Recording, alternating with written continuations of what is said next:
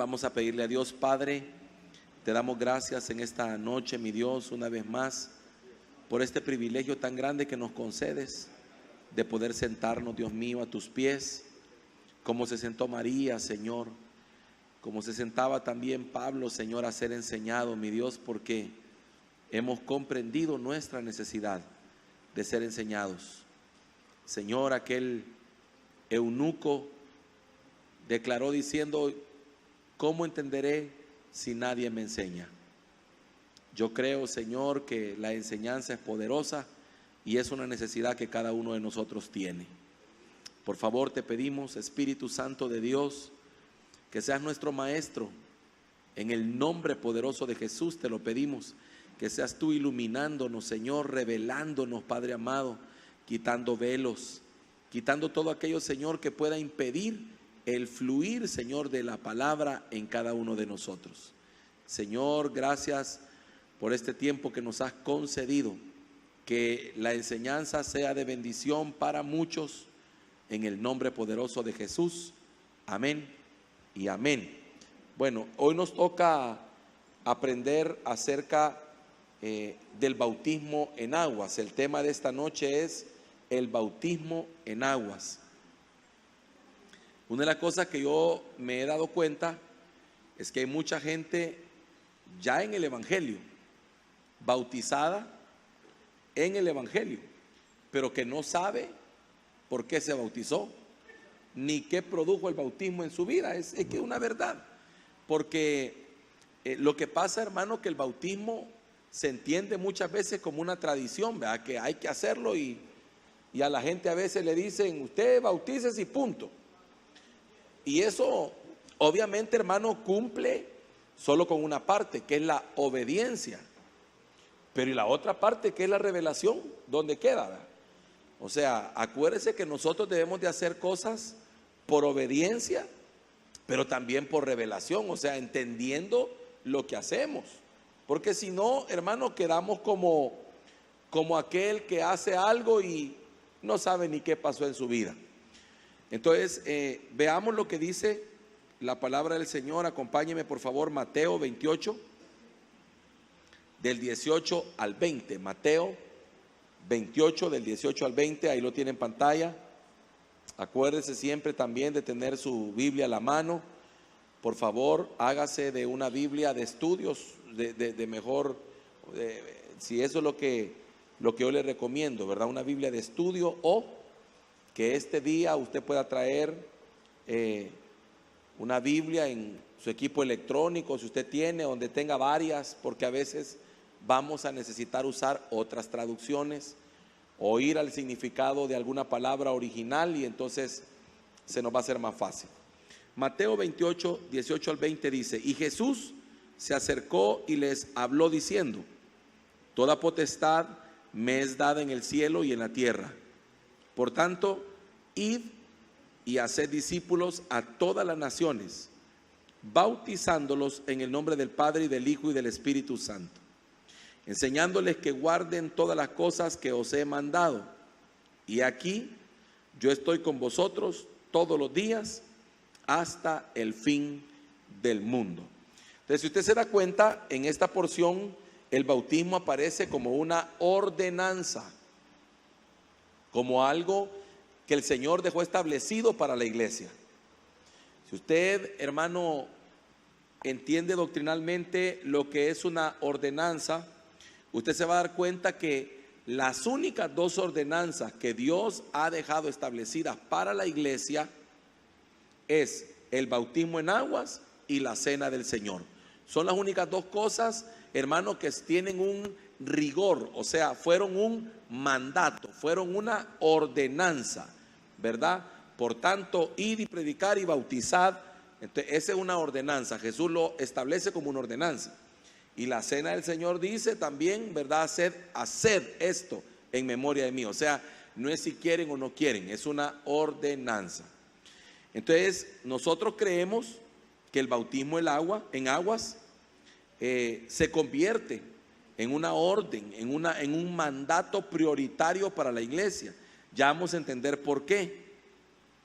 Y tal como lo dice la Escritura, ¿verdad? Se debe realizar con los que ya recibieron al Señor. O sea, el bautismo en aguas es única y exclusivamente para los nacidos de nuevo. Por eso a lo mejor lo vemos más adelante, pero lo voy a tocar ahorita. Por eso el bautismo católico no tiene ningún efecto en la vida del cristiano o en la vida del hombre. ¿Por qué? Porque la Biblia dice, el que creyere y fuere bautizado será salvo. Entonces hay que creer para ser bautizado. Si alguien es bautizado sin haber creído, no hizo nada. Entonces alguien me puede decir, pastor, mire, pero cuando yo acepté a Jesús, yo ya había sido bautizado de niño. Sí, pero ese bautismo no te sirve para nada bueno. Oiga, para nada bueno. Sí, para cosas malas, pero para nada bueno. Porque lastimosamente tenemos que explicarlo, que sí funciona para cosas malas, porque es una entrega, porque muchas cosas que operan ahí que algún día las vamos a ver, que hay que cortarlas y que hay que de alguna manera renunciar a eso. Pero en cuanto a que si ese bautismo sustituye al bautismo del que estamos hablando, de ninguna manera.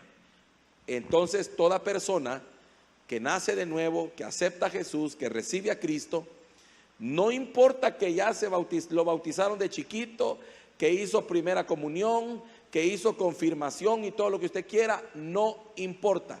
Tiene que bautizarse como la palabra lo enseña, con el entendimiento correcto y con la luz verdadera de lo que es el bautismo. Entonces, veamos otros textos. Mateo 3:16. Mateo 3:16 dice, vamos a ver si lo tenemos por ahí.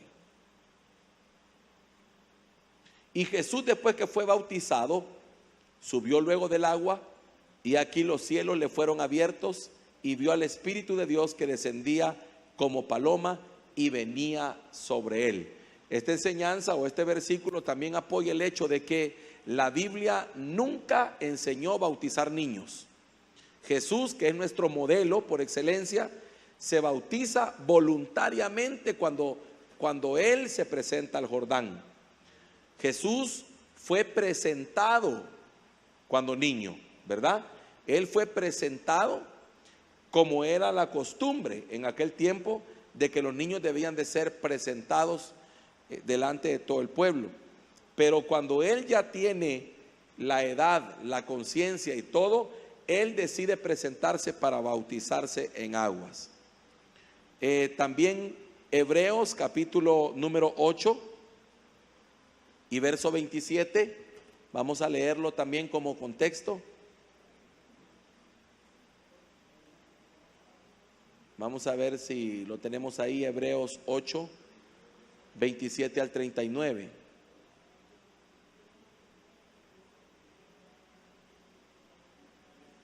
Santo. Debe ser Hechos, perdón, Hechos 8. Me imagino yo. Hechos, veamos, Hechos 8. Problemas de abreviatura. Entonces él se levantó y fue, y sucedió que un etíope, eunuco, funcionario de Candace, reina de los etíopes, el cual estaba sobre todos sus tesoros y había venido a Jerusalén para adorar, volvía sentado en su carro y leyendo al profeta Isaías. Mire qué tremendo eso. Y el Espíritu dijo a Felipe: acércate y júntate a ese carro. Acudiendo Felipe le oyó que leía al profeta Isaías y dijo: ¿pero entiendes lo que lees? Qué pregunta más profunda. Él dijo: ¿y cómo podré si alguno no me enseñare? Y rogó a Felipe que subiese y se sentara con él. El pasaje de la escritura que leía era este: como oveja a la muerte fue llevado, y como cordero mudo delante del que lo trasquila, así no abrió su boca. En su humillación no se le hizo justicia, mas su generación, ¿quién la contará? porque fue quitada de la tierra su vida. Respondiendo el eunuco dijo a Felipe: te ruego que me digas, ¿de quién dice el profeta esto? ¿De sí mismo o de algún otro? Entonces Felipe, abriendo su boca y comenzando desde esta escritura, le anunció el evangelio de Jesús. Y yendo por el camino, llegaron a cierta agua. Y dijo el eunuco: he aquí hay agua, ¿qué impide que yo sea bautizado? Felipe dijo: si crees de todo corazón, oiga, si crees de todo corazón, bien puedes. Y respondiendo dijo: creo que Jesucristo es el Hijo de Dios. Y mandó parar el carro y descendieron ambos al agua, Felipe y el eunuco, y le bautizó. Cuando subieron del agua, el Espíritu del Señor arrebató a Felipe y el eunuco no le vio más y siguió gozoso su camino. Mire qué tremendo eso. Esta cita que leímos refuerza el hecho que antes de bautizarse hay que creer, porque se debe bautizar con entendimiento. O sea, le dijo: si crees, no hay problema. El problema sería bautizar a alguien que no ha creído, ¿verdad? Ahí estaríamos metiéndonos en un grave problema. Luego también Romanos capítulo 6, corrija por favor en el manual, ahí tiene que decir libro de los Hechos.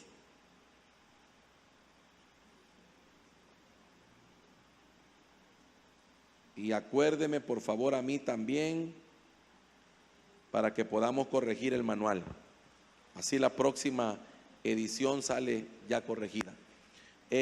Libro de Romanos capítulo 6 verso 4 dice: porque somos sepultados juntamente con él para muerte por el bautismo, a fin de que como Cristo resucitó de los muertos por la gloria del Padre, así también nosotros andemos en vida nueva. Verso 5: porque si fuimos plantados juntamente con él en la semejanza de su muerte, así también nos seremos en la de su resurrección. Sabiendo esto, que nuestro viejo hombre fue crucificado juntamente con él, para que el cuerpo del pecado sea destruido, a fin de que no sirvamos más al pecado. Y Colosenses 2:12, que es la otra cita que vamos a leer, Colosenses 2:12. Todas estas citas hablan del bautismo. Dice: sepultados con él en el bautismo, en el cual fuiste también resucitados con él mediante la fe en el poder de Dios que le levantó de los muertos. Amén. Al mismo tiempo de hablar o de decir lo que le dije al principio, de que antes de ser bautizados hay que creer, también quiero establecer el hecho de que el bautismo, por lo que dice aquí, debe ser totalmente, o el acto del bautismo es un acto donde la persona tiene que ser totalmente sumergida en el agua, totalmente sumergida, no por aspersión, vea, como se practica que medio le mojan la cabecita al niño. No, el bautismo es sumergido en el agua. ¿Por qué? Porque es sepultado y resucitado. Es el significado. En eso podríamos resumir el bautismo, pero vamos a seguir viendo algunas cosas. Entonces, el evangelio se distingue por su libertad. Yo quiero que comprenda, hermano, que la Biblia dice que a libertad nos ha llamado Cristo. Y todo lo que hacemos en el Señor debe estar guiado por la revelación y por el amor a Dios. Todo lo que nosotros hacemos debe estar cimentado en el hecho que queremos agradarle a Él. Ahora, si lo que nosotros vivimos en el Señor es impulsado por una imposición, entonces se vuelve legalismo. Fíjese, legalismo es todo aquello que me es impuesto, ¿verdad? Por ejemplo, si a usted le imponen que tiene que hacer esto y lo otro y aquí y allá y un montón de cosas impuestas, eso es legalismo. Ahora, diferente es que alguien viene y le explica a usted, por medio de la palabra, le explica algunas cosas que a lo mejor usted está haciendo mal o que no está haciendo. Entonces viene alguien y por medio de la palabra, con amor, porque la enseñanza tiene que estar fundamentada en el amor. Si usted no tiene amor para enseñar, se puede volver legalista. ¿Por qué? Porque entonces usted lo que va a hacer, hermano, es descalificar a las personas. Pero cuando usted viene y agarra a alguien y le dice, mire, hermano, yo he visto que usted hace esto o usted hace lo otro, yo quiero preguntarle, ¿por qué lo hace? Ay, que mire, que aquí, que allá. Va, pero mire, la Biblia dice esto, la palabra enseña esto, ¿verdad? Usted explica, expone la palabra, pero usted no lo puede imponer, porque si usted lo impone, ya se convirtió en un legalismo. Entonces, igual el bautismo, yo no puedo bautizar a nadie a la fuerza, porque entonces, si bautizo a la fuerza a alguien, se está haciendo por legalismo y no por revelación. Es que quien nos va a ir convenciendo, hermano, es el Espíritu Santo a través de la enseñanza, porque la enseñanza va a ir abriendo los ojos, va a ir destapando los oídos, va a ir quitando las vendas. Entonces la enseñanza va a hacer que la gente pregunte. Por ejemplo, mira la pregunta de Felipe, ¿verdad? ¿Entiendes lo que lees?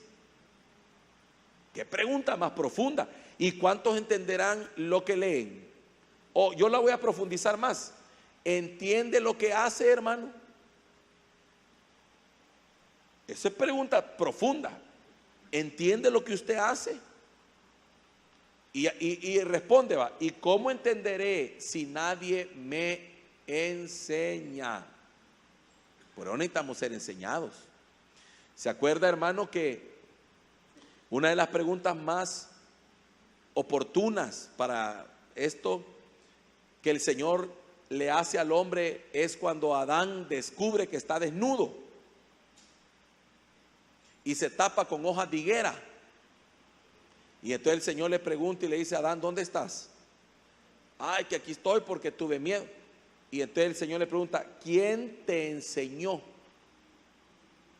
Oiga, entonces yo me pregunto, en nuestra vida y todo lo que hacemos, ¿quién nos lo enseñó? ¿De dónde viene esa enseñanza? Y todo lo que practicamos y hacemos. Fíjese, interesante, ¿verdad? Porque todo lo que nosotros practicamos ha sido enseñado. El problema es que no toda enseñanza provino de Dios. Muchas de las enseñanzas provinieron ¿de dónde? Familiares, tradiciones. A mí me preocupa, como siempre se lo digo, quizá yo soy de las personas que más profundizo en eso, en cuanto a ser acucioso con todas las cosas, porque me preocupa ver que la iglesia evangélica se dejó enseñar por Babilonia, porque la mayoría de cosas que la iglesia evangélica hoy practica fueron trasladadas de Babilonia. Es una cultura babilónica, y la Biblia dice: sal de en medio de ella, hablando de Babilonia, porque acuérdese que hemos sido llamados a salir de Babilonia, hemos sido llamados a salir de Sodoma, hemos sido llamados a salir de Egipto, hemos sido llamados, hermano, a salir de la casa de Labán. O sea, hay muchas cosas de donde tenemos que salir. Y entonces cuando yo me pregunto, o cuando yo pienso, y el énfasis que yo le he hecho a usted, porque mi trabajo es ayudarle a usted a pensar de manera, hermano, acuciosa. Y cuando usted mire algo, se pregunte y diga: ¿y esto de dónde viene? ¿Sí me voy a entender? Para que usted, después de saber de dónde viene, usted decida si participa o no. Porque de repente, hermano, podemos estar sentados a la mesa de Jezabel y no nos damos cuenta. Y de repente podemos estar sentados en una mesa babilónica comiendo cosas sacrificadas a los ídolos y no nos damos cuenta. Y entonces usted tiene que preguntarse: ajá, ¿entiendo realmente lo que estoy haciendo? ¿Cuál es el origen de esto? ¿Dónde se inició? ¿Quién lo trajo? ¿Quién lo metió a la iglesia? Cuando usted entiende eso, usted se va a dar cuenta, hermano, que la meta nuestra es convertirnos en una iglesia lo más bíblica posible. O sea, lo más apegada a las escrituras posible. Si yo lo que usted me dice lo encuentro en la Biblia, lo haremos.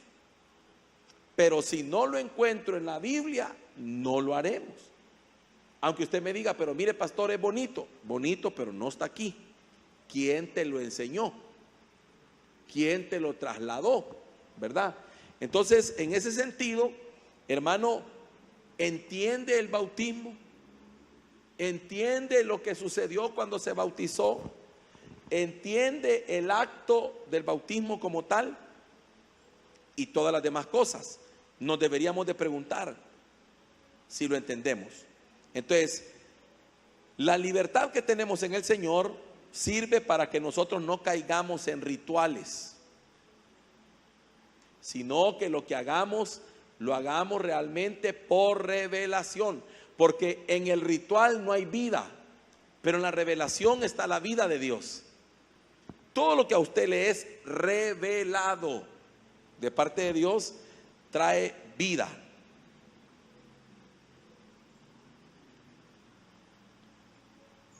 Acuérdese que la Biblia dice que el príncipe de este mundo cegó el entendimiento. Mire lo que dice ahí 2 de Corintios 4:4. 2 de Corintios 4:4. En los cuales el Dios de este siglo cegó el entendimiento de los incrédulos para que no le resplandezca la luz del evangelio de la gloria de Cristo, el cual es la imagen de Dios. Ahora, cuando en el evangelio se requiere hacer algo por rutina, se pierde la libertad. Por eso nosotros no tenemos que caer en la rutina, en la costumbre, en el, ¿qué le puedo decir yo? En la inercia de hacer las cosas. Hay que hacerlo todo por revelación. Cada vez que alguien cae en una rutina en lo que hace, le pierde el sabor a las cosas.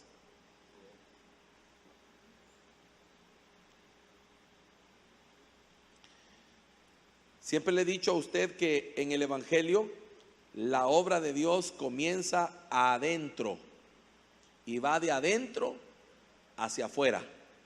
El legalismo es lo contrario, es de afuera hacia adentro. Por eso el legalista se preocupa por el vestido de la mujer, por el pantalón de la mujer, por la pintura de la mujer, pero no por el corazón.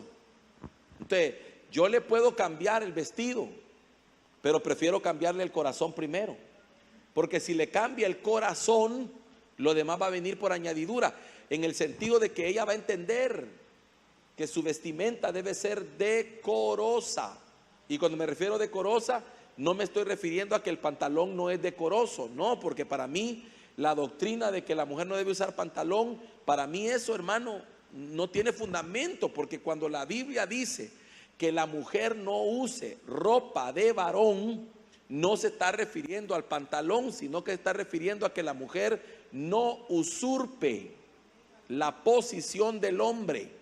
A eso está refiriendo, porque en la Biblia cuando se habla de eso no habían pantalones. ¿De dónde vamos a sacar que el pantalón es de hombre y la falda de mujer? O sea, en Escocia es al revés la cosa. En Escocia el hombre usa falda, culturalmente hablando. Y cuando nosotros nos damos cuenta, la Biblia, cuando habla de este tema, que habla en el tiempo antiguo, no existían los pantalones. Entonces, se hizo una doctrina, hermano, de donde no tenía que existir. Pero ¿qué pasa? Es más fácil cuando alguien viene al evangelio empezar a decirle, quítate el pantalón, quítate la pintura, no hagas esto, no hagas lo otro, todo lo externo. ¿Y lo interno dónde queda?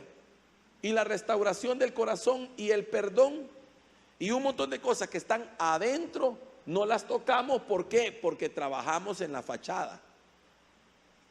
Eso es como que usted venga, hermano, y después de un terremoto, ¿verdad? Hubo un terremoto y entonces usted viene a evaluar un edificio y usted empieza, hermano, y dice, este edificio se rajaron las paredes y todo. Pero entonces usted viene y empiece a ponerle repello a las paredes y se le olvide revisar el fundamento a ver cómo quedó. ¿De qué sirve ponerle repello a la pared solo porque es lo que la gente ve? Si lo que realmente vale es cómo está el fundamento. Entonces el evangelio es de adentro hacia afuera. Por eso tenemos que entenderlo siempre, ¿verdad? Entonces es el Espíritu de Dios quien realiza la obra en el creyente.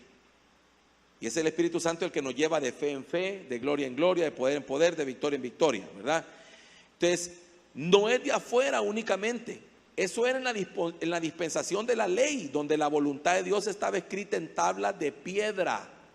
Fíjese, dice la Biblia que en el antiguo pacto la ley estaba escrita en tablas de piedra, pero en el nuevo pacto la ley está escrita en el corazón.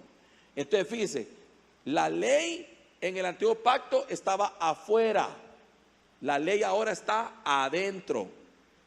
Por eso es que la obra del nuevo pacto, en el nuevo pacto, la obra de Dios en nosotros es de adentro hacia afuera. Entonces no nos tenemos que preocupar nosotros por cumplir una serie de rituales, porque entonces caeríamos en un montón de religiosidades, ¿verdad? Ahora, las tradiciones humanas son las que le han causado daño al bendito evangelio, porque hemos metido tradiciones, hermano, que de verdad no sabemos ni de dónde vienen.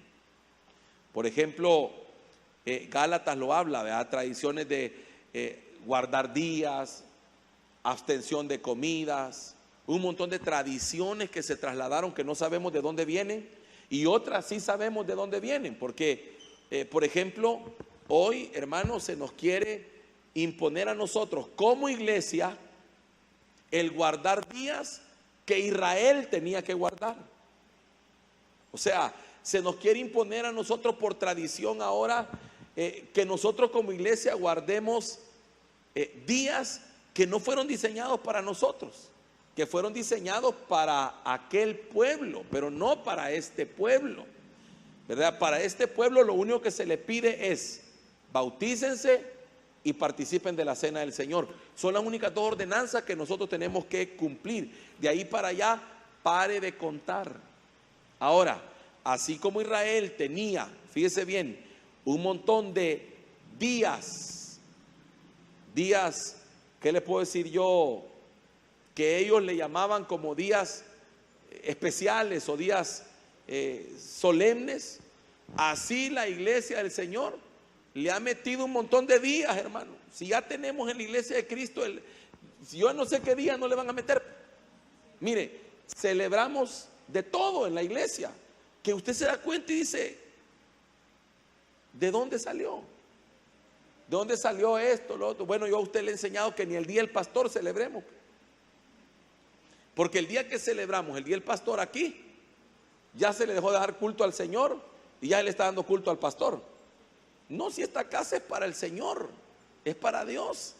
Entonces, no podemos recibir tradiciones. Dice el apóstol Pablo, porque yo recibí del Señor. Fíjese, ¿de quién? Del Señor, no de los hombres. Ahora, lo que usted practica, ¿de quién lo recibió? ¿Del Señor o de los hombres? Recibirlo del Señor significa que está aquí. Recibirlo de los hombres significa que es una tradición, y una tradición generalmente no tiene fundamento. Ahora, el problema es que la iglesia evangélica también tiene dogmas. Dogma es algo que se obliga a creer aunque no se pueda comprobar. Por ejemplo, hablemos de un dogma de católico, la ascensión de María. Hay que creerlo porque así dicen ellos que fue, y punto. Y yo digo, ¿y dónde está en la Biblia? No, es que ellos sacan un versículo y dicen, pero es que la Biblia misma dice que no todo está escrito. No, momento. Lo que dice la Biblia es que no todos los milagros están escritos, porque no alcanzaría la escritura para narrarlos todos. Pero todo lo que nosotros necesitamos saber en cuanto a qué creer y doctrina, sí está escrito. Si Dios hubiera querido que nosotros supiéramos que María ascendió viva al cielo, ahí estuviera. Entonces es un dogma. Hay que creerlo según ellos, porque hay que creerlo, y el que refuta eso, hermano, lo excomulgan. Vaya, así sucede con un montón de cosas en la iglesia evangélica. Cosas que se creen, se practican, pero no tienen fundamento. No están en la Biblia. Y cuando usted pregunta, lo tildan de que usted, fíjese cómo somos para defender ciertas cosas.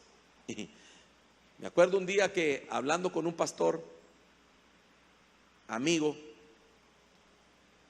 hablábamos objetivamente, ¿verdad? Platicandito así de algunas cosas, de algunas celebraciones. Y le digo yo, mira, y vos, ¿qué fundamento le das cuando celebras Navidad, por ejemplo? Mira, me dijo, si yo voy a celebrar mi cumpleaños y el cumpleaños de mi esposa y el cumpleaños de mi hijo, perdóname, pero también le voy a celebrar el cumpleaños al Señor, me dijo.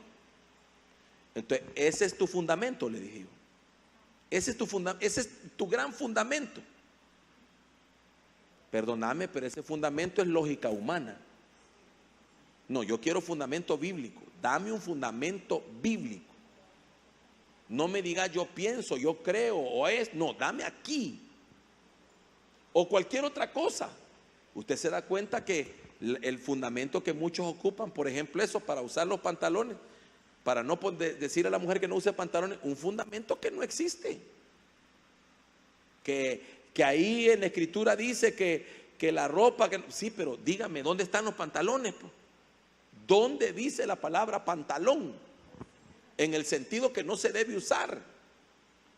Y que la mujer, entonces, ese es un dogma, hay que creerlo. Y muchos días así es, porque lo dijo un predicador famoso. Hermano, lo puede haber dicho quien sea, pero si no está aquí en la Biblia, ¿por qué hacemos un dogma de lo que no está escrito? ¿Ya? Entonces, usted tiene que ser acucioso. No reciba tradiciones que no estén aquí. Siempre le he dicho a usted, pregunte, y hermano, ¿y eso dónde está? ¿En qué parte de la Biblia está eso? Porque la Biblia me enseña una cosa, hermano. Dice que la ley de Dios es perfecta. Y la palabra perfecta significa completa, o sea, no le falta nada. ¿Por qué le vamos a añadir? ¿Por qué le tenemos que agregar? ¿Por qué le tenemos que sumar? ¿Verdad que no habría razón de ser? Entonces mi pregunta es, ¿lo que nosotros hacemos, lo hemos hecho por tradición o por revelación? Fíjese, mire, el siguiente tema que vamos a ver, la cena del Señor. ¿Cuántos participan en la cena del Señor?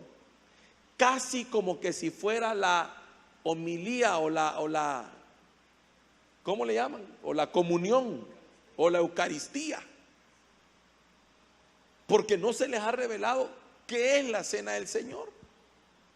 Qué tremendo eso.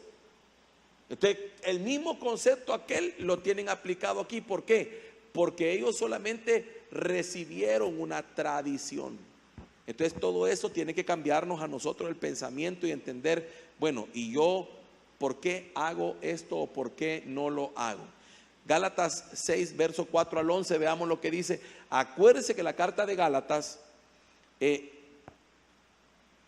lo que hace el apóstol Pablo en la carta de Gálatas es enfatizar la gracia y establecer la diferencia entre la ley y la gracia. Mire, Así que cada uno someta a prueba su propia obra. Oiga, eso qué precioso, hermano. ¿Qué es someter a prueba nuestra propia obra? Es, hermano, probemos lo que hacemos. ¿Y yo por qué hago esto? ¿Y yo por qué no lo hago? O sea, me estoy refiriendo, hermano, a que nosotros nos examinemos. ¿Por qué hago y por qué no hago? Entonces tendrá motivo de gloriarse solo respecto de sí mismo y no en otro. Verso 5. Porque cada uno llevará su propia carga. El que es enseñado en la palabra, haga partícipe de toda cosa buena al que lo instruye. Amén. Va, hasta ahí vamos a llegar. Ahora, pruebe su propia obra. Lo que hago, ¿por qué lo hago? ¿Quién me lo enseñó? Fíjense que es bien tremendo, hermano, porque si supiéramos el poder que tienen algunas cosas en sí mismas y cómo la tradición anula el poder de la revelación, no nos deja entrar en el verdadero significado de las cosas. Sigamos leyendo, vamos a ver si leemos hasta el 11, así como está aquí escrito. Dice, no os engañéis, Dios no puede ser burlado, pues todo lo que el hombre sembrar, eso también segará. ¿Qué dice el verso 8? Porque el que siembra para su carne, de la carne segará corrupción, mas el que siembra para el espíritu, del espíritu segará vida eterna. No nos cansemos pues de hacer bien, porque a su tiempo segaremos si no desmayamos. Así que, según tengamos oportunidad, hagamos bien a todos y mayormente a los de la familia de la fe. Verso 11, mirad con cuán grandes letras os escribo de mi propia mano. Bueno, yo creo que ahí ya hay versos que están de más en el tema. Pero lo que quería decirle era, pruebe su propia obra. Porque si usted no prueba lo que hace, nunca va a saber si está fluyendo en una tradición o en una revelación. Por ejemplo, yo le digo a la gente, y usted, ayer creo que con el hermano Herbert estábamos y se nos dio la oportunidad de platicar con una persona, un hermano ahí. Entonces él decía, hablando acerca de diferentes iglesias, y de repente se metió en un tema escabroso porque ni él iba a saber cómo salir, y yo mejor ni le quise preguntar, porque si le preguntaba a saber cómo íbamos a terminar. Pero él empezó a hablar del cubrirse de las mujeres, y él empezó a decir que hay iglesias donde la mujer se cubre, que no sé qué. Yo no sé por qué lo hacen, si eso está bien clarito ahí, que dice que ni nosotros ni la iglesia de Dios tiene tal costumbre. Y en eso se basó, ¿va? Y yo en mis adentros, me picaba la lengua para darle el discipulado ahí, pero estábamos en un lugar donde no se podía explicarle lo que él estaba, que no entendía, no lo comprendía, y él dice, yo no sé para qué. Pero entonces dijo algo bien tremendo, en lo que sí tenía razón. De todas maneras, dijo, hay un montón de mujeres que ahí andan tapadas y no saben ni por qué, dijo. Número 1. Y número 2, dijo, hay otras mujeres que andan tapadas, dijo, pero no se sujetan al esposo. Entonces, ¿de qué sirve que se tapen? Dijo. También tiene razón, dije yo.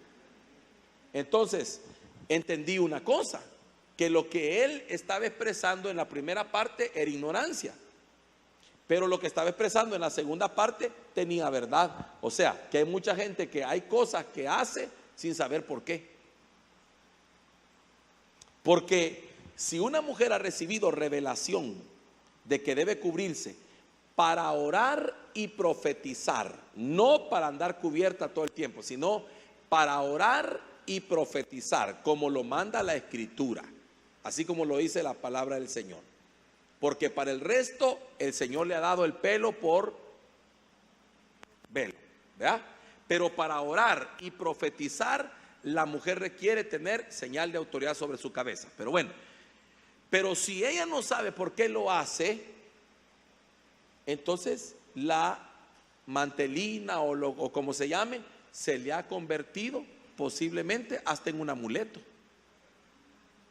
que se lo pone para orar, y que sin ese asunto, sin la mantelina, se siente hasta desnuda la mujer, pero no entiende porque al esposo no lo respeta. Entonces no se le reveló para qué es la mantelina, Porque la mantelina es señal de autoridad, es una señal externa de la decisión interna que ha tomado de someterse a su autoridad. Entonces, ¿me doy a entender cómo puede ser que alguien haga algo sin entenderlo? Ahora, imagínese usted si eso lo lleváramos a otro montón de áreas de nuestra vida cristiana. La alabanza, la danza. ¿Por qué danzamos? ¿Dónde está el meollo del por qué danzamos?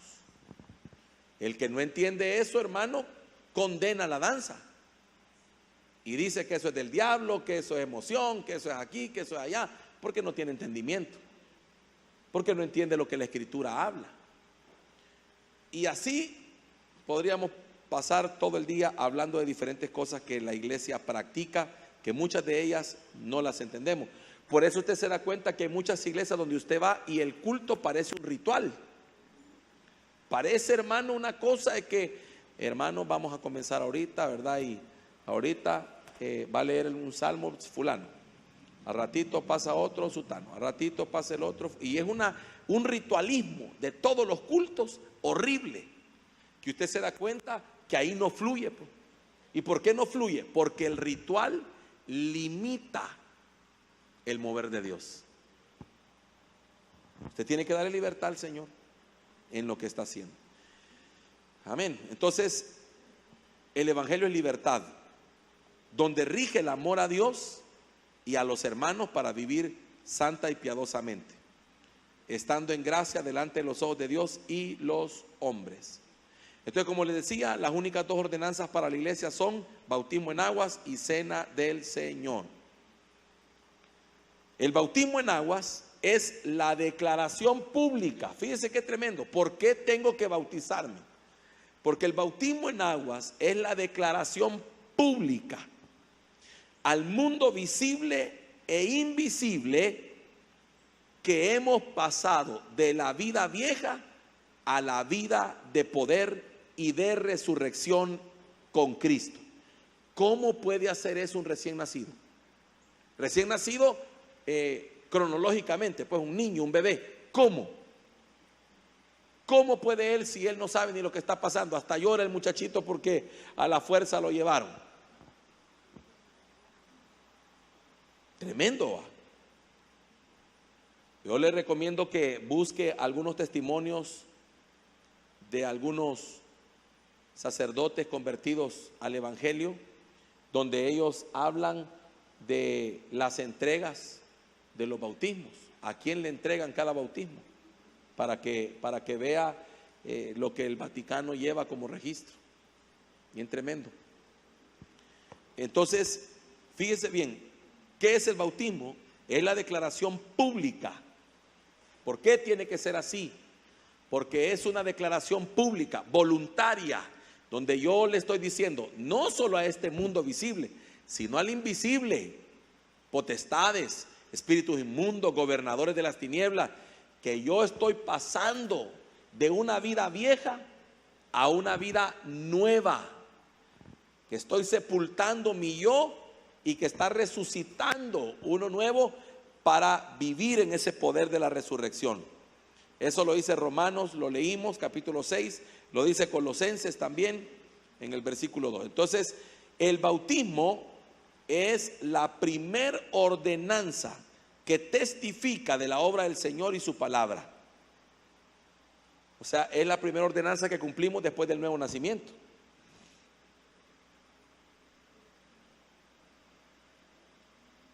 Primero Pedro 1:23, ¿qué dice? Primero Pedro 1:23. Siendo renacidos, no de simiente corruptible, sino de incorruptible por la palabra de Dios que vive y permanece para siempre. Ahora,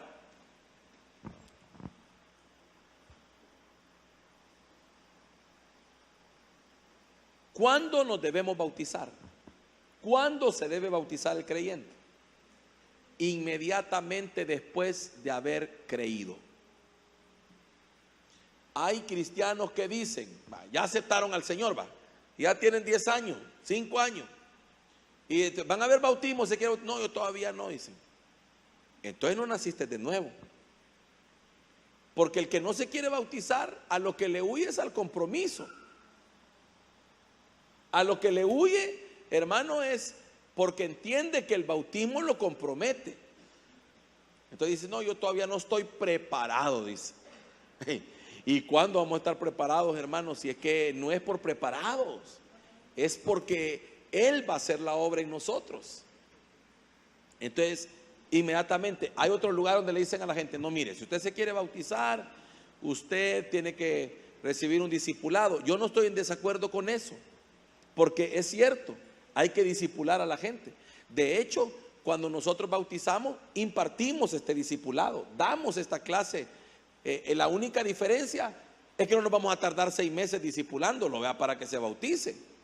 Porque entonces, hermano, y en eso se enfría y se va. Es que mire, el bautismo en aguas es tan urgente. ¿Por qué es urgente? Porque eso es lo que mata a la vieja naturaleza.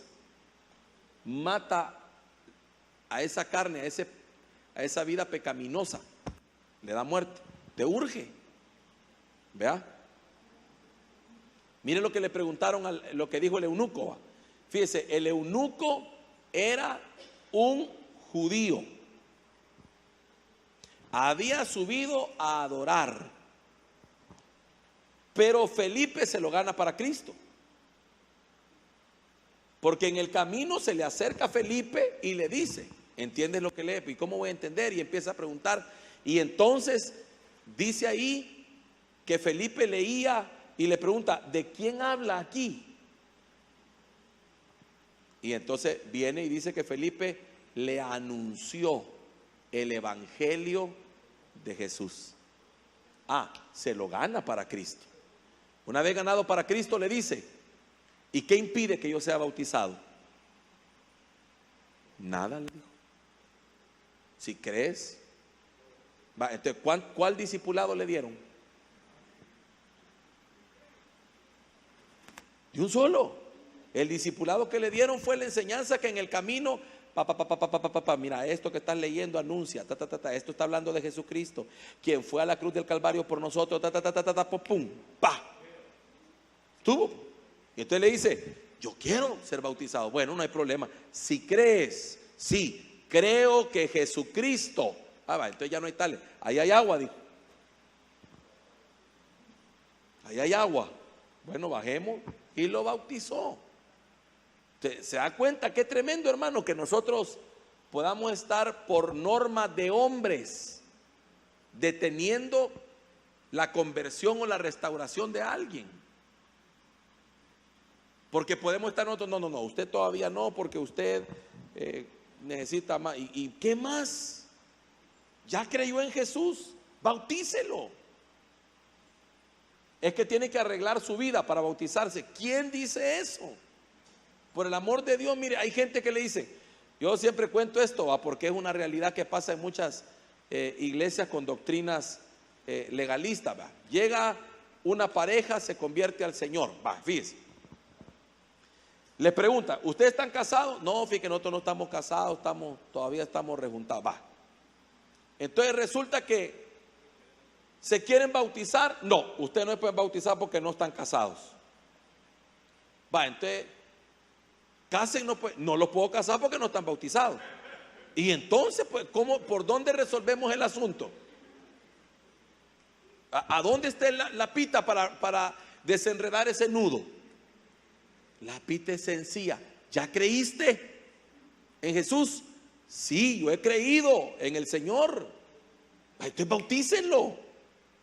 Es que, hermano, el bautismo, acuérdese usted que el bautismo no tiene nada que ver con limpiar pecados. Lo que limpia pecados es la sangre del Cordero. El bautismo lo que hace es matar la antigua naturaleza.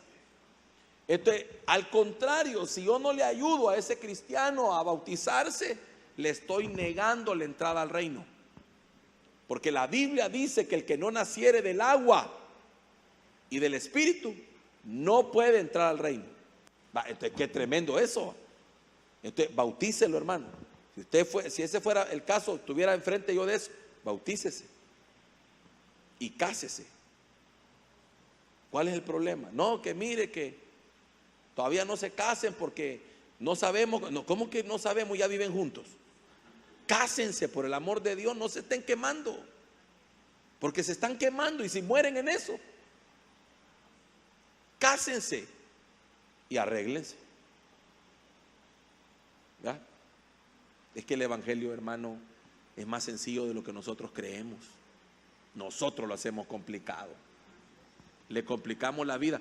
Como Jesús dice, ¿verdad? Le decía a los fariseos que ustedes le complican la vida a la gente, hombre. Le prohíben la entrada, pues. Le ponen miles de cosas para que no entre. Y para entrar, ¿qué dijo Jesús? Yo soy la puerta. Se acabó el problema. Jesucristo, ¿ya creyó en Jesús? ¿Cuántos aquí creemos en Jesús? Si usted ya creyó en Jesús, hermano, ya está dentro. Amén. Entonces, como todo acto de obediencia al Señor, cuanto antes mejor, hermano. Mire lo que dice Hechos 2:37, otro caso, mire, Hechos 2:37. El apóstol Pedro, hermano, predicando en el día de Pentecostés y se derrama el Espíritu Santo. Usted ya conoce la historia y se empieza a predicar y allá habían varones judíos. Ahí no estaban los creyentes en Jesús. Todos esos eran judíos. Y mire, al oír esto, se compungieron de corazón y dijeron a Pedro y a los otros apóstoles: varones, hermanos, ¿qué haremos? Oiga, porque Pedro les acaba de decir, les acaba de hablar de Jesús. Pedro les dijo: arrepentíos y bautícese cada uno de vosotros en el nombre de Jesucristo para perdón de los pecados y recibiréis el don del Espíritu Santo. Verso 39. Porque para vosotros es la promesa y para vuestros hijos y para todos los que están lejos, para cuantos el Señor nuestro Dios llamare. Verso 40. Y con otras muchas palabras testificaba y les exhortaba diciendo: sed salvos de esta perversa generación. Y mire el verso 41.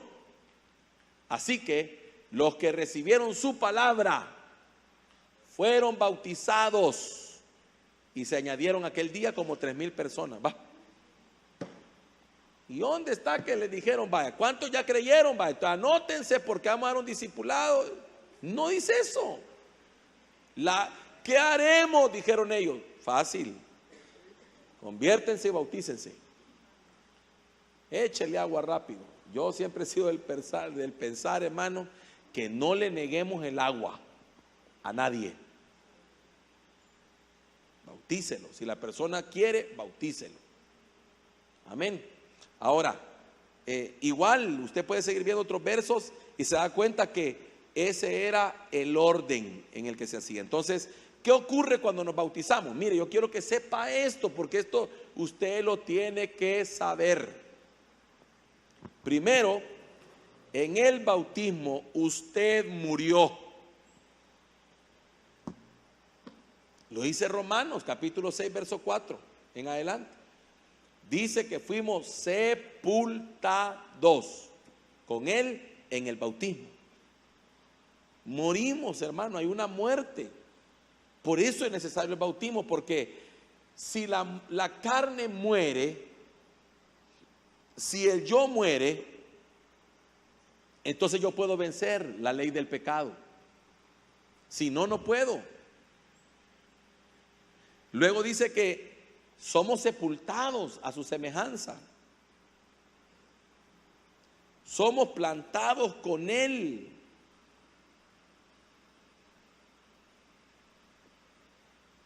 Y en el cuarto punto es que salimos a novedad de vida. O sea, el que sale de las aguas ya no es el mismo que se sumergió. Pero cuando esto se hace con fe, lo que pasa es que la mayoría que se bautizó ni siquiera les explicaron. No les dijeron lo que estaba pasando. No le explicaron cuando se iba a bautizar y le dijeron, mire, esto es lo que va a pasar en usted. La Biblia dice que cuando usted se bautice en agua, usted va a morir, usted va a ser crucificado, sepultado en el Señor, su naturaleza vieja iba a morir y usted se va a levantar a vida nueva. No, sino que la mayoría va, hay bautismo y bautices y punto y papá, y lo metieron y ya. Ni siquiera pronunciaron, ¿verdad?, ninguna bendición, ninguna declaración sobre su vida, pues cuando estaba siendo sumergido en las aguas. Entonces, al no haber conocimiento, al no haber entendimiento, no puede haber fe. Porque la fe viene por el oír. De muchos hermanos no entendieron que el bautismo les daba facultad de morir. Si eso es lo que necesitamos, morir, hermano, al yo, la antigua naturaleza. El viejo Alberto tenía que morir. Por eso, ¿cuántos ya están bautizados? Levánteme su mano. Usted ya no es, ya usted murió en esas aguas. Bien. Listo, ahí quedó la antigua naturaleza, no los pecados. Los pecados fueron perdonados el día que creímos en Jesús, no el día que nos bautizamos. Porque la Biblia establece, hermano, que lo que limpia es la sangre, y la sangre es rociada sobre nosotros el día que aceptamos al Señor o cuando le recibimos. Ahora, hay manifestaciones de limpiar la conciencia con este profundo paso de obediencia. Ahora mire, en el antiguo pacto, la señal evidente de ser el pueblo libre de Egipto era la circuncisión. Ahora, la circuncisión física nada vale, dice la Biblia. Es más, dice que el que practique la circuncisión en el evangelio está anulando la gracia. Por eso a mí me preocupan las iglesias que están cayendo en el mesianismo y que están volviendo a creer en las prácticas judías, metiendo a la iglesia prácticas judías como por ejemplo la circuncisión. ¿Por qué? Porque entonces dice la Biblia que el que practica eso ya no vive por la gracia, ahora está viviendo por la ley. Y el que vive por la ley, hermano, no puede alcanzar lo que la gracia nos ofrece. En la ley hay que ganarse las cosas, en la gracia las recibimos sin merecerlo. Entonces, lo que sí entiendo es que figurativamente enseña la circuncisión es desechar el cuerpo pecaminoso. Eso es la circuncisión, desechar el cuerpo pecaminoso. Y eso es lo mismo que hace el bautismo, desechar el cuerpo de pecado. Tiene que ver con esa verdad. O sea, que el bautismo en agua encuentra su figura en la circuncisión. Solo que de mayor nivel. ¿Qué es lo que pasa en la circuncisión? Se quita el cuerpo de pecado. ¿Qué pasa en el bautismo? El cuerpo de pecado es sepultado. O sea que el acto es el mismo. Por eso también hay otra figura en el antiguo pacto que era el lavatorio o el lavacro, la fuente de bronce, ¿verdad?, que estaba en el antiguo pacto, en el tabernáculo de Moisés, que era donde el sacerdote se lavaba. Entonces también se establece como una figura del bautismo. ¿Cuál es esa figura? Que así como en Israel todo el que no era circuncidado no podía pertenecer al pueblo, oiga, note esto, ¿por qué necesitamos bautizarnos? Oiga, porque así como en Israel el que no era circuncidado no podía pertenecer al pueblo, así el que no se bautiza no puede pertenecer al cuerpo de Cristo. Fíjense qué tremendo eso. Por eso dice la Biblia, el que creyere y fuere bautizado será salvo. Son dos cosas. Son dos cosas. ¿Se da cuenta qué tremendo cómo le podemos cerrar la puerta a alguien por no quererlo bautizar? Y la persona queriendo, hermano, y luchando, porque todos estamos en una lucha. Yo siempre le he dicho a usted que el que ya no lucha es porque a saber qué cree. Pero estamos en una lucha por cambiar, una lucha por morir a ciertas áreas, una lucha por ser diferente. Estamos luchando, hermano. Y si alguien está luchando y se le niega el agua, no, que la hermana todavía usa pantalón, no la podemos bautizar porque es mundana. ¿Cuánta gente habrá en ese tipo de iglesias a las que le están cerrando la puerta de entrada? Por una doctrina de error, por una doctrina equivocada. No, que el hermano juega fútbol y como juega fútbol es mundano, entonces ese no lo podemos bautizar. Entonces ahora resulta que la salvación está en dejar de jugar fútbol, pues. O para la hermana la salvación es dejar de usar pantalones. Qué tremendo, ¿va? Dogmas. ¿Y qué dice la Biblia? El que creyere y fuere bautizado, ese será salvo. No le neguemos la oportunidad, porque puede ser que esa persona, hermano, no entre al reino. El que no nace del agua no entra al reino. Eso es algo bien, ya lo vamos a profundizar primero Dios. Entonces, el lavatorio o la fuente de bronce o el lavacro era el paso previo para entrar al lugar santo. El sacerdote no podía entrar al lugar santo si no pasaba por la fuente de bronce o por el lavacro. Tenía que lavarse, no podía entrar de esa manera.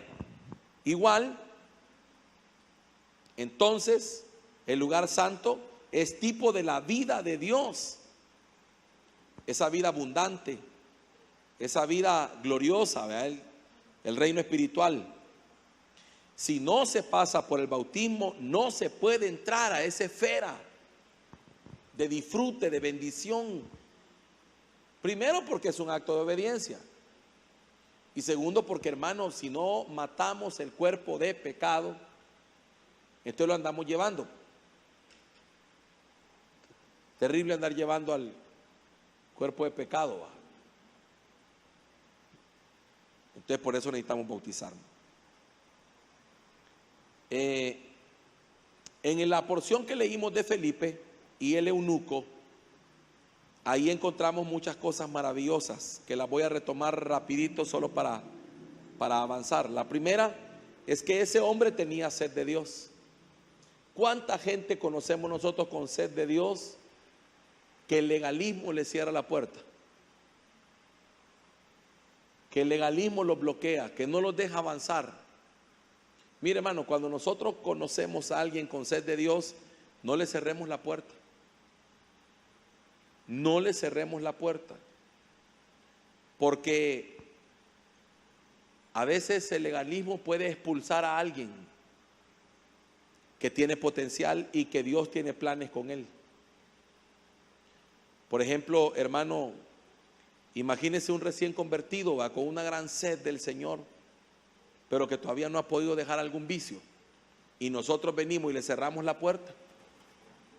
Y él quería. Qué tremendo, va. Vamos a dar cuenta de eso, pues. Vamos a dar cuenta de eso. O cuando vemos una persona, hermano, que quiere y nosotros es que este no quiere nada. ¿Y cómo sabe usted que no quiere? Ya se convirtió usted, hermano, en lo mismo que dice la porción, ¿verdad? Cuando habla del trigo y la cizaña y que los discípulos le dijeron, Señor, arrancamos la cizaña. No, dijo el Señor. Ese trabajo lo van a hacer los ángeles al final. Ahorita no, pueden arrancar el trigo juntamente con la cizaña. Pero a veces nos convertimos nosotros como expertos evaluadores de quién es trigo y quién es cizaña. Y no podemos caer en eso. Nosotros tenemos que entender, hermano, que no le podemos cerrar la puerta a nadie. Si alguien tiene sed, dice el Señor, venid a mí los sedientos. ¿Y qué puede hacer uno, hermano, si hay un sediento? Pues sí, hermano, pero mire, yo veo que no cambia. ¿Y usted qué sabe que no cambia? ¿Acaso usted es Dios para saber que no cambia? Solo Dios puede saber los cambios internos de la persona. Y si ha cambiado más de lo que usted se imagina. Lo que pasa es que nosotros los seres humanos etiquetamos.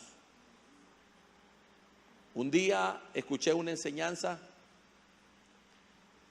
de un hombre que decía esto. Decía,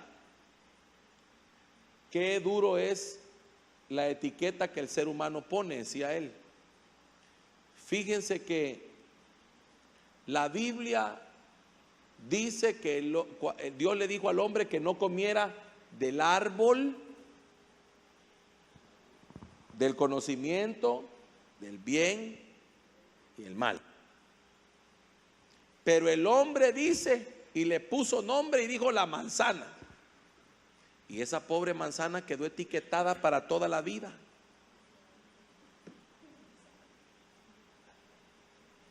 Imagínense qué tremendo.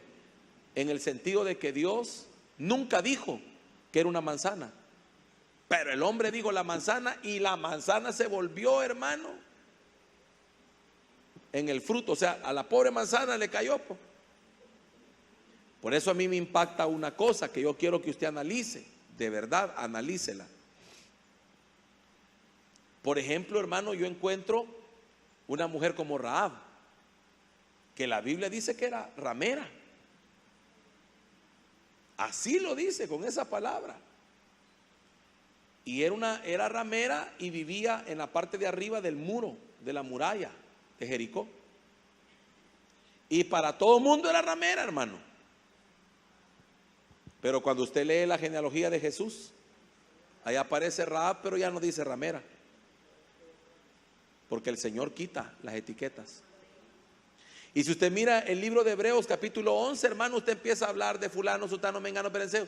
Y todos ellos cometieron errores, pero Hebreos 11 solo comenta los logros y las virtudes. Ya no habla de los errores. Solo nosotros nos quedamos con los errores. Porque cuando dice, y por la fe fulano, usted rápido se acuerda de la regada que cometió el fulano. Pero Hebreos 11 no habla nada de esa regada, pues. Porque en Dios, en el nuevo pacto, hermano, es que es bien tremendo entender esto. Porque nosotros somos tendientes a descalificar rápido. Por eso usted y yo no podemos hacer eso. El que tiene sed, dele de beber. Usted no sabe, hay unos que aprenden más rápido que otros. Pero la palabra hace su efecto. Número 2, encuentro que Felipe, por medio de las Escrituras, le muestra que Jesús es el Cordero de Dios que quita el pecado del mundo. De eso le habló Felipe. Porque él dice, ¿aquí de quién está hablando? Es que aquí lo que habla es de Jesucristo, que es el Cordero y papá. Él quita el pecado. Le evangelizó. Y entonces entiendo aquí la necesidad de enseñar. Usted está aprendiendo para poder enseñar. Porque, hermano, se trata de que usted le enseñe al que no sabe. ¿Cuánta gente hay a nuestro alrededor que no sabe y que necesita ser enseñada? Entonces Felipe escudriña al eunuco para ministrarle el bautismo. Él quería estar seguro de su conversión, o sea, seguro de que él había creído en Jesús. Y al entender que sí, lo bautizó. También encuentro otra cosa aquí, que descendieron al agua. Ahí no dice si era río, charco, poza, piscina. No dice, pues. Eso es para desvirtuar lo que dicen algunas doctrinas de que se tiene que ir a bautizar a un río para que se lleven los pecados, porque si no, no se los lleva, dice. Así me dijeron un día. Nosotros teníamos el bautisterio por allá. Y una hermana no sé qué me dijo, mire hermano, eso está mal, me dijo, porque ahí quedan los pecados, me dijo. Imagínese, hermano. La falta de conocimiento, ese bautismo no sirve, dice. Porque hay que ir a un río, porque el río se lleva. Digo yo, pobres pescados, va. animalitos tan llenos de pecado y después nos los comemos, Dios guarde. Hermano, qué pensamiento más tremendo, malas enseñanzas, doctrinas erróneas, tradiciones de hombres. Por eso, hermano, mire, el que no entiende el bautismo como tal, cae en un montón de errores. Como por ejemplo, hace poco hablaba con alguien, yo, creyente, hermano, ya de un tiempo de estar en el Señor, que me dice que quería ir a Israel para bautizarse en el Jordán.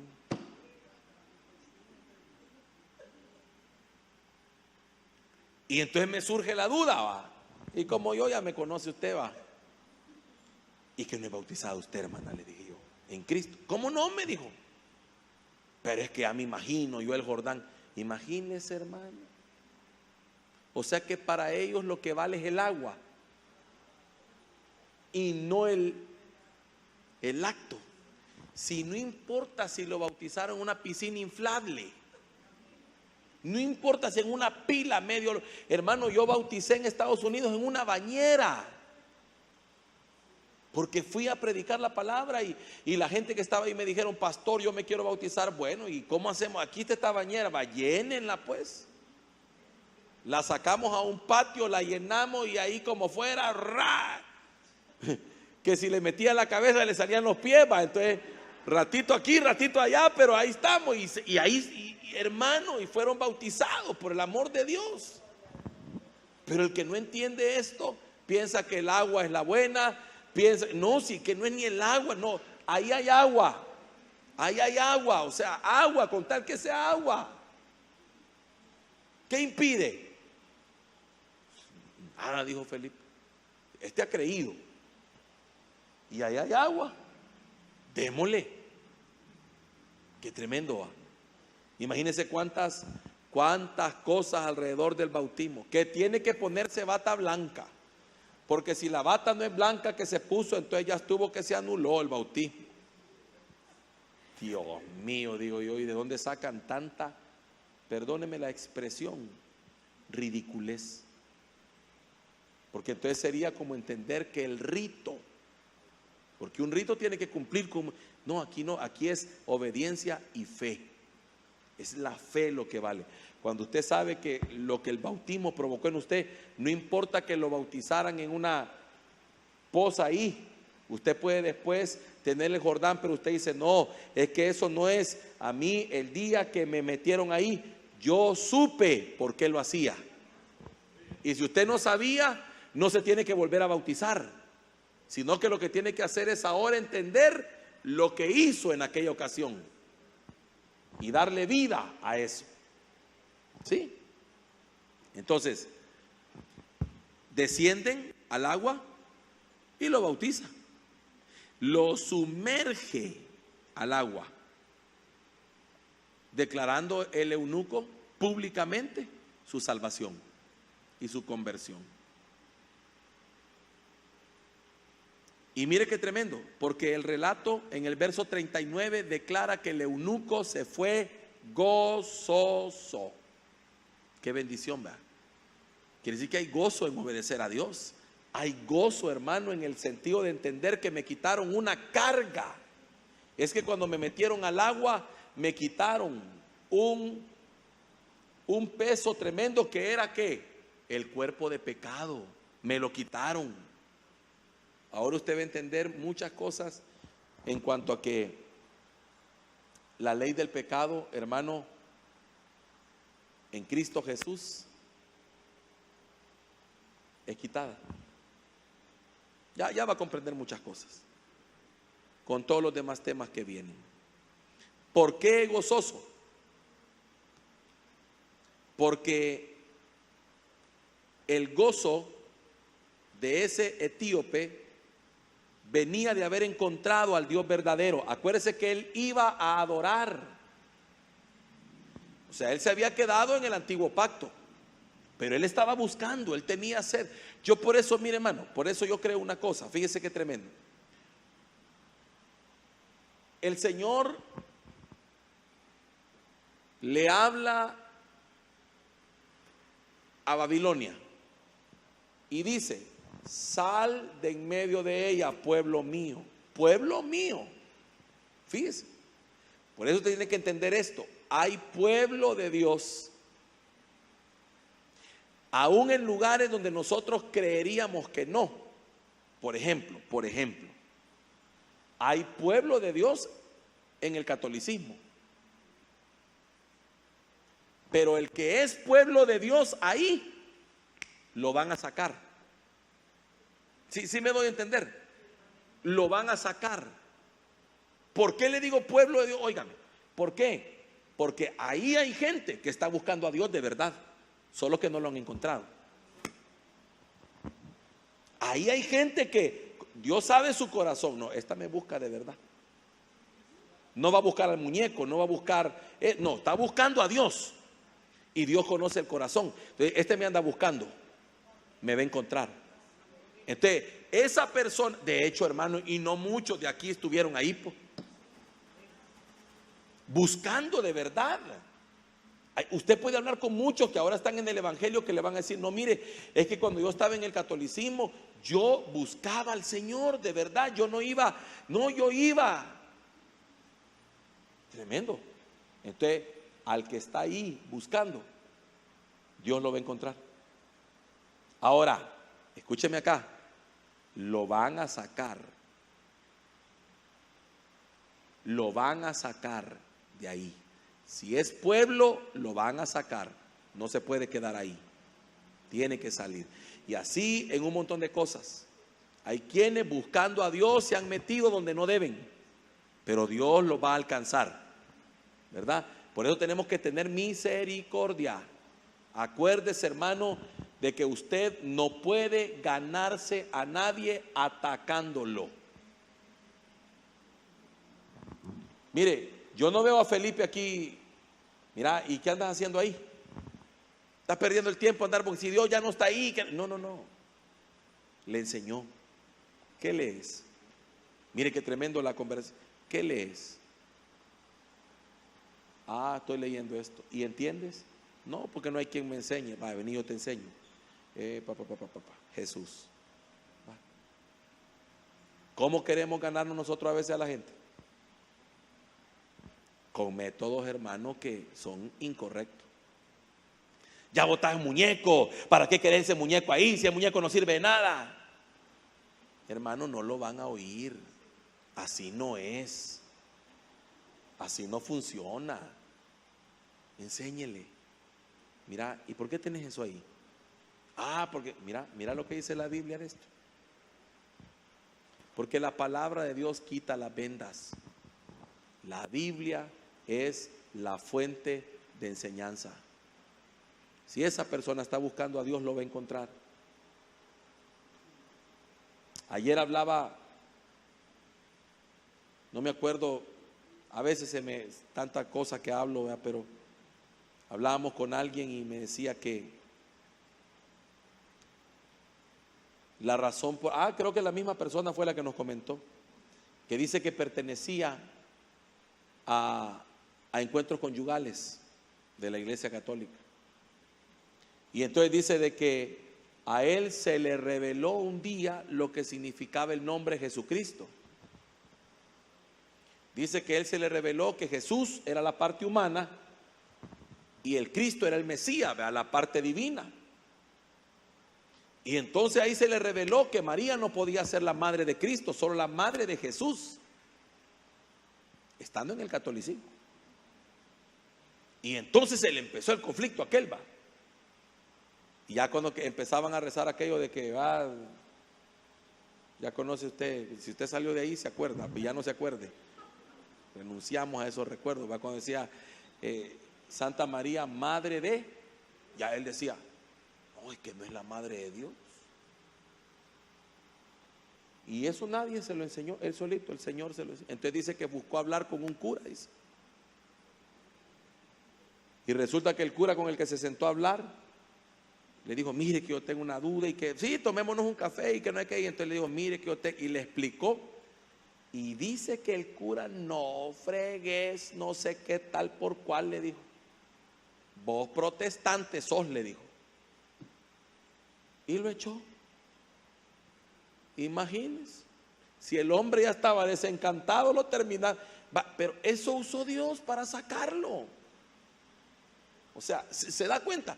Pero el que lo hubiera conocido antes hubiera dicho, no, aquí, no, aquí. Pero llegó al Señor. Por eso, hermano, yo creo una cosa, que nosotros debemos de tener la forma de ver que Dios tiene. ¿Cuántos estuvieron antes de estar en Cristo, estuvieron en algo equivocado? Entonces, pues, ¿y quién hubiera creído? Pero mire dónde está. Ahora es protestante, según ellos, porque nosotros no protestamos. Al contrario, hermano, por eso es que no me gusta ese título a mí de protestante mucho, porque al contrario. Pero bueno, entonces, conclusión: no son los sacrificios a Dios los que hacen que se reciba gozo, sino el obedecerle. Obediencia más que sacrificios.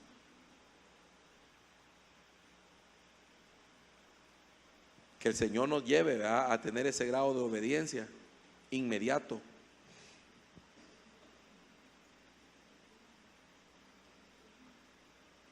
Es el bautismo uno de los pasos de obediencia que llevarán a los convertidos a dar testimonio. Amén. Bendito sea el Señor.